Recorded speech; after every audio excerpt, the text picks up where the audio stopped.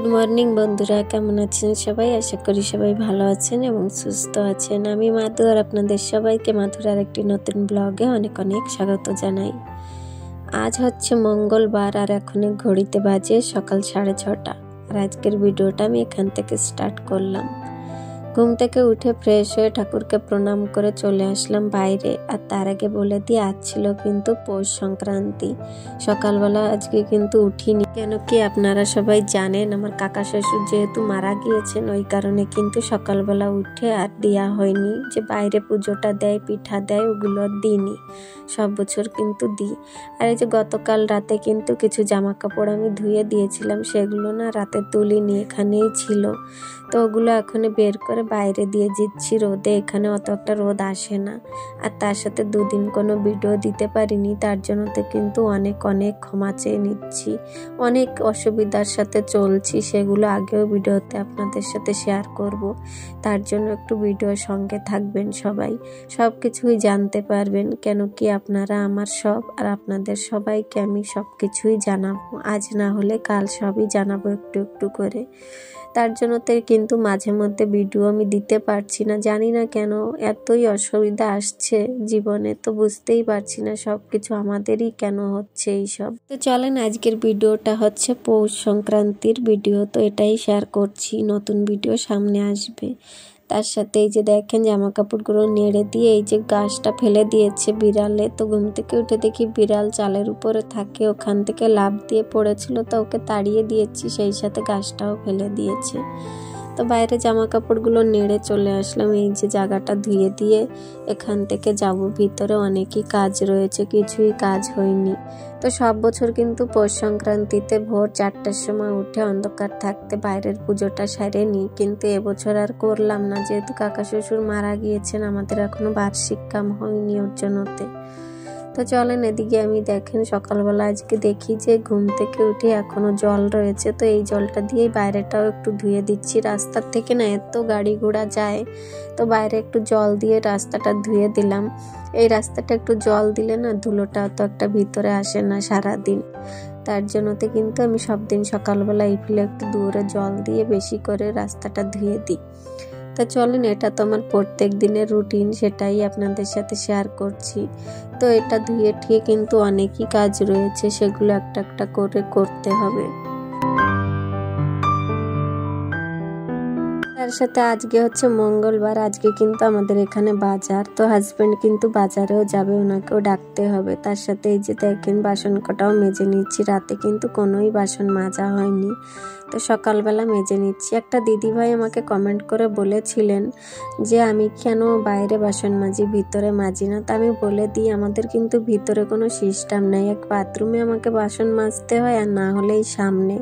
বাথরুমে এখন অত একটা মাজি না, কেন কি বোরিংটা অত একটা ভালো জল উঠছে না, ওর জন্যতে বাইরেটাই বেশি মাজি। আর বোরিং কিন্তু খারাপ বলেই আমরা এই বাইরের জলটা নিয়েছি, অত একটা জল আমাদের ওঠে না বোরিং থেকে। তার জন্যতে যে দেখেন বাইরেই বাসনটা মেজে কিন্তু এখান থেকেই ধুয়ে নিয়ে যাই। এখানে অনেক জল থাকে, আর এই যে টাইমের জলটা এটা কিন্তু সারাদিনই আসতে থাকে, তো ওই কারণেই আমি বাইরে বসে বাসনটা মেজে নিই।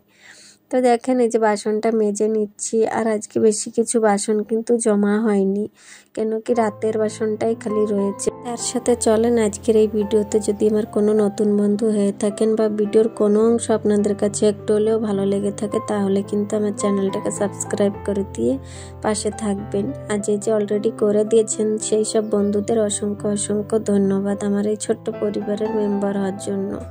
চাইলে ভিডিওটাকে শেয়ারও করতে পারেন, সাথে একটা লাইক কমেন্ট অবশ্যই করে দেবেন, কেন কি আপনাদের একটা লাইক কমেন্ট আমাকে কিন্তু ভিডিও বানাতে আর একটু মোটিভেট করে। তো এদিকে কিন্তু বাসনটা আমি মেজে অর্ধেক রেখে এসেছি, কেন কি আমি আজকে না গামলাটা আনিনি। আর একটা গামলা দেখেন ওই যে জল ভর্তি করা, তার জন্য তো আগে কটা মেজে রেখে এসেছি। আর কটাই যে পরে দুটো কড়াই ছিল, ওটা মেজে নিয়ে যাচ্ছি। আর সকালবেলা এতটাই ঠান্ডা, কি বলবো, ঠান্ডায় কিন্তু আমার পাটা ফেটে না যা অবস্থা হয়েছে, সকালবেলা জলই ছুঁতে ইচ্ছা হয় না। আর এই পা ফাটার কারণে না সকালবেলা জল ছুলে এতটাই ব্যথা করে পায়, তো কি করব বুঝতে পারছি না, এতটাই ঠান্ডা পড়ছে। মাঝে তো বলেছিলাম যখন ফার্স্ট ঠান্ডা পড়েছিল না, অত একটা ঠান্ডা পড়েনি, বৃষ্টি হতো বেশি। এই ঠান্ডার কারণে কিন্তু প্রতি বছর আমার পাটা ফেটে যায়, সামনের আঙ্গুলগুলো যে থাকে ওগুলোই ফাটে, পার গোড়ালি কিন্তু ফাটে না। তো ওর জন্যতে আমার অনেকটাই অসুবিধা হয় এই শীতে কাজ করতে। তার মধ্যে কিন্তু ওদিকে আমি ভাতটাও তুলে দিয়ে আসছি, ভাতটা হতে থাক, তার মধ্যে ঘরটাও ঝাড় দিয়ে নেব। সকালবেলা শুরু হয় অনেকটাই ব্যস্ততার মধ্যে, কেন কি বাসি কাজ দিয়ে আরম্ভ করতে, আর বাসি কাজ থাকলে তো জানেন একটা একটা করে করতে গেলে সব কিছু, তার ভিতরে সকালবেলা রান্না বান্না অনেকটাই কিন্তু তাড়া থাকে আমার, আর ওই কারণে একটু বুদ্ধি করে কাজ করতে হয়। ওদিকে রান্নাটা তুলে দিয়েই কিন্তু আমি সব দিনই এইভাবে কাজ করি। আর এই যে বাথরুমের সামনাটা দেখেছেন, এই জায়গাটায় কিন্তু লাইটটা খারাপ ছিল, তো সেদিন একটা লাইট এনে দিয়েছে, তো এই কারণে না এই জায়গাটা একটু ঝাড় দিতে আমার অসুবিধা হতো। অন্ধকার, আর জানেন তো ঘরে জ্বালানো দরজা সবকিছু কিন্তু থেকেও ঘর বাড়ি অন্ধকার, আশেপাশে সব জায়গায় ঘর হওয়ার কারণে এখন ঘরটা কিন্তু অন্ধকার হয়ে গিয়েছে।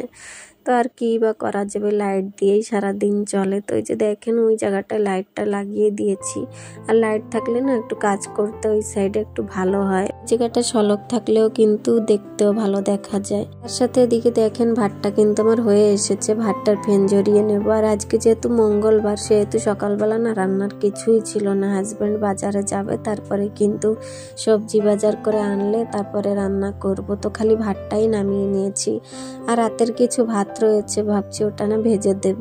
তার সাথে ওই যে একটু ঝাড়ু দিতে আরো বাকি রয়ে গিয়েছিল, ওটাও ঝাড়ু দিয়ে নিচ্ছি। আর এত বড় ঘর সকালবেলা কিন্তু ঝাড় দিতে গেলে না আমার একটু অসুবিধা হয়, কেন কি একটা একটা ঘর ঝাড় দিতে গেলে কিন্তু অনেকটাই সময় লাগে। কি বা করবো, ঝাড় তো দিতেই হবে, সকালে বিকালে 2 টাইম ঝাড়। তার ভিতরে তো কোনো সময় 3-4 বারও ঝাড় দেওয়া হয়ে যায়, কেন কি ভালো করে ঝাড় আমি 2 বারই দিতে পারি। তার মধ্যে আমার ছেলেটা যা নোংরা করতে থাকে, মাঝে মধ্যে একটু একটু করে 2-3 বার ঝাড় আমার হয়েই যায়। তো ওদিকে চলেন, কাল রাতে আমাদের যে মাসিক বাজার ওটা নিয়ে আসছিল, তো ওটাও আপনাদের সাথে শেয়ার করি। হাজব্যান্ডের কিন্তু অল্প ইনকাম, বেশি ইনকাম না, সেই ইনকামেও কিন্তু আমি আমার মাসের বাজার কোনোদিন এরম একসাথে করতে পারি না, কিন্তু এবার করে দিয়েছে। তো ভাবলাম যে এবার যা যা বাজার করেছি, যা আমার দরকার সবটা করেনি, যা যা আছে সেটা তো করা লাগেনি, কিন্তু যেগুলো নাই সেগুলো তো করা লাগবে, আর এটা কিন্তু আমার পুরো মাসটাই চলবে। তো যা যা এনেছে সেগুলো তো আপনাদের সাথে আমি দেখিয়ে দিই। আর আমাদের মতো নিম্ন মধ্যবর্তী পরিবারে কিন্তু হাজব্যান্ডের এইটুকু টাকায় কিন্তু একটু ভালো করে হিসাব করে বুঝে শুনে সংসারটাকে চালাতে হয়। তো চলেন এই যে কি কি নিয়ে আসছে সবটাই দেখিয়ে দিই। তো এই যে রাতে এনেছিল, তো ভাবলাম যে আপনাদের সাথে একটু দেখিয়ে দিই। এতে কিন্তু সবকিছু আনা হয়নি, আরো কিছু কিছু জিনিস রয়েছে ঘরে, ওগুলো আনতে হয়নি। আর যেগুলো জিনিস আমার এই মাসে প্রয়োজন সেগুলোই কিন্তু এনে দিয়েছে। তার মধ্যে আলু পেঁয়াজ শুকনো বাজারগুলো, ওগুলো কিন্তু আমরা সাইডের দোকান থেকেই আনি। তো এই যে পিঠা খাওয়ার জন্য কিছু কিছু নিয়ে আসছে, যেমন গুড়, একদিকে চালের গুঁড়ো, ওগুলো নিয়ে আসছে। তো ওগুলো দিয়ে রাতে দেখি কিছু বানান যায় নাকি। আমাদের মতো নিম্ন মধ্যবর্তী পরিবারে স্বামীর এইটুকু ইনকামের টাকা দিয়ে কিন্তু একটু হিসাব করে বুঝে শুনে না চললে হয় না, কেন কি আমাদের মতো নিম্ন মধ্যবর্তী পরিবারে হিসাবটাই হচ্ছে সব থেকে বড় কথা। হিসাব করে চলি বলেই কিন্তু অল্প টাকায়ও আমরা মাস মাস কিন্তু এইভাবে চলতে পারি। তো ভাবলাম যে এই মাসের থেকে এইভাবেই বাজারটা করতে বলবো, কেন কি এইভাবে বাজার করলে জানেন অনেক টাকা সেভ করা যায়। আর আমাদের মতো নিম্ন মধ্যবর্তী পরিবারে কিন্তু অনেক টাকা সেভ করতে পারি। তো আগে কিন্তু আমরা এইভাবেই বাজারটা করতাম, মাঝে কিন্তু এই যে যখন থেকে অন্য দোকানটা নিয়েছে নিজের জন্য, তখন থেকে কিন্তু আমরা আগের মতন আর বাজারটা করি না। ওই পয়সা থাকলে কিন্তু অল্প অল্প করে আনে, কেন কি আমাদের যা ইনকাম হয় দোকানের টাকা দিয়ে, সেটা দিয়ে কিন্তু দোকানেরই সামান কিনতে লেগে যায়। ওর জন্যতে কিন্তু সংসারের পিছনে অত কিছু আর খরচ করতে পারে না। যেমন একবারে বাজারটা করলে 2-3 হাজার টাকার বাজার তো করতেই হয়, তো এইভাবে কিন্তু থাপি ধরে টাকা দিয়ে বাজার করতে পারে না। তো বলেছি কষ্ট হলেও একবারেই করে দাও, আর যা টুকিটাকি লাগে সেটা কিন্তু সাইডের দোকান থেকেই আনি, যেমন আলু পেঁয়াজ রসুন। তো ওইভাবেই এইবার বাজারটা করে দিয়েছি। আর আমি জানেন তো প্রত্যেক মাসে কিন্তু যে বাজারটা থেকে যায় সেটা আর আনতে বলি না, কেন কি ওটা আনলে আবার ওই জিনিসটাই আনলে কিন্তু বাড়তি হয়ে যায়, আর একরকম জিনিস এনে রাখলেও কিন্তু খেতেও ইচ্ছা হয় না। ডাল কিন্তু যে মাসে থেকে যায় সে মাসে আর ওটা আনতে বলি না, আর আনলেও কিন্তু কম করে আনতে বলি। তার সাথে সাবান সার্ফ সে তো আছেই, সে সেসব থাকলেও কিন্তু আর আনতে বলি না, এক্সট্রা যে এনে রাখবে। তো এইভাবে কিন্তু একটু হিসাব করে আমাদের চলতে হয়। আর আমি সত্যি কথা বলতে অনেকটাই হিসাব করে চলি। মাসের বাজার বলেন, যাই বলেন না কেন, ফালতু খরচা কিন্তু আমাদের মতো নিম্ন মধ্যবর্তী পরিবারে করলে হবে না। তা ওদিকে সকালবেলা কিন্তু হাজব্যান্ডকে ভাত ভাজা করে দিয়েছিলাম, খেয়ে চলে গিয়েছে। তারপরে ওদিকে আমি বিছনাটাও তুলে নিয়েছি।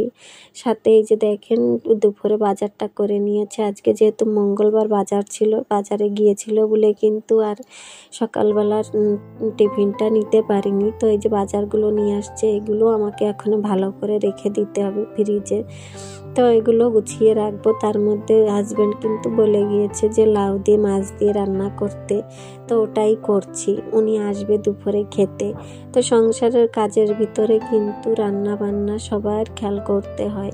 যেমন হাজব্যান্ড মাঝে মধ্যে কিন্তু বায়না করে এটা ওটা করে দেওয়ার জন্য, আর ওনার মন হিসাবেই আমি আজকে যে লাউ দিয়ে মাছটা রান্না করছি। তো আজকে না বাজার থেকে তেলাপোয়া মাছ নিয়ে এসেছিল, আর তার আগের দিনে যে ছোট মাছ রেখেছিলাম, তো ছোট মাছ কিছু কটা রান্না করেছিলাম আর কিছু ফ্রিজে রেখে দিয়েছিলাম। তো ওগুলো দিয়েই এই যে দেখেন এই যে মাছের ঝোলটা করছি। তো লাউ দিয়ে মাছ দিয়ে খেয়েছেন কিনা অবশ্যই কমেন্ট করে বলবেন। আমার কাছে কিন্তু ভালো লাগে, আর আমাদের বাড়ি সবাই খায়। তো এইভাবেই রান্নাটা করলাম। আর দুপুরে রান্না করেছি এই যে লাউ দিয়ে মাছটা দিয়েই খালি রান্না করেছি। আর সকালবেলা কিন্তু ভাত ভাজা খেয়ে গিয়েছিল, বেশি কিছু আর রান্না করলাম না। বাচ্চা কাচ্চা নিয়ে না মাঝে মধ্যে অত কিছু রান্নাও করা যায় না। তার সাথে এই যে যা বাজার নিয়ে আসছে ওগুলো এখনো গুছিয়ে রাখবো। সত্যি কথা বলতে আমাদের কিন্তু সব কিছুতে, কাঁচা সবজি বলেন আর এমনি মাসের বাজার বলেন, সব কিছুতেই কিন্তু আমাদের এইভাবে একটু হিসাব করে চলতে হয়। এই সমস্ত বাজার এখনো গুছিয়ে রেখে দেবো ভালো করে পুরো এক সপ্তাহের জন্য। তো চলেন, এদিকে কিন্তু বিকালে আর কিছু দেখালাম না। বিকালে কিন্তু ছেলেকে নিয়ে গিয়েছিলাম ঘোরাতে। ওখান থেকে এসে দেখেন সন্ধ্যাটা দিয়েই এই যে লেগে গিয়েছি পিঠা বানানোতে। তো আজকে করছি ছাঁচের পিঠা। পিঠা খাওয়ার দিনে পিঠা না খেলে হয়, তার জন্য কিন্তু হাজবেন্ড দুপুরে এসেও শুনেছিল কিছু বানিয়েছি কিনা। দুপুরবেলা তো কিছুই বানাতে পারিনি, মাছ কেটে রান্না বান্না সবজি গুছিয়ে সংসারে অনেক কাজ ছিল। তো ধীরে সুস্থে রাতের থেকেই আরম্ভ করে দিয়েছি। তো এই যে সাজের পিঠাটা করছি। আর পিঠা করতে কিন্তু আমার একটু ভালো লাগে, কেন কি এই সমস্ত কিছু ছোট থাকতে মার কাছ থেকে দেখে দেখে শিখেছি, মা দিদিমা ওনাদের কাছ থেকে। তো এই যে দেখেন সাজের পিঠাটা হয়ে গিয়েছে। আর সাজের পিঠাটা না একটু জল বেশি হয়ে গিয়েছিল বলে নরম হয়ে গিয়েছে, কিন্তু খেতে খারাপ হয়নি। আর এই সাজটা আমার মা দিয়েছিল কিনে। তো আজকে কিন্তু 3 রকমেরই পিঠা করেছিলাম। সাজের পিঠা করেছিলাম, তার সাথে করেছিলাম তেলের পিঠা, আর সাথে করেছিলাম পাটিসাপটা। 3 রকমেরই পিঠা করেছিলাম। তো হাজবেন্ড কিন্তু আমার পাটিসাপটাটা একটু খেতে ভালোবাসে, আর তার সাথে পুলি পিঠা। তো পুলি পিঠাটা না করিনি, সময় হয়নি। ওদিকে ছেলেটাকে খাওয়ানো, ঘুম পড়ানো। তো এই যে নারকেলটা ভেজে নিচ্ছি, পাটিসাপটা করব তাই। তার সাথে এই যে দেখেন পাটিসাপটাগুলো আজকে কিন্তু অনেকটাই সুন্দর হয়েছে। আর আজকের এই পিঠে বানানোতে না আমার একটা বোনও ছিল, সাইডের যে বোনটা ও ছিল, তো ওকে নিয়েই আমি বানাচ্ছিলাম। আর এই যে তেলের পিঠাও কিন্তু অনেক ভেজেছি। আমার কিন্তু পিঠা বাসিটা খেতেই ভালো লাগে, সাজের পিঠাটাই স্বাদ স্বাদ খেলে ভালো লাগে। তো আজকের ভিডিওটা আমি এখানেই রাখলাম। অবশ্যই কেমন লেগেছে কমেন্ট করে বলবেন। আর সবাই সংক্রান্তিতে কেমন কি কাটালেন, কি কি পিঠা বানালেন অবশ্যই কমেন্ট করে করে বলবেন। আর তার সাথে আমি যেসব দিদিভাইয়ের ভিডিও দেখি তাদের ভিডিওতে তো দেখেছি তারাও অনেক সুন্দর পিঠা বানাতে পারে। তো আজকের ভিডিওটা আমি এখানেই রাখলাম। সবাই ভালো থাকবেন, সুস্থ থাকবেন।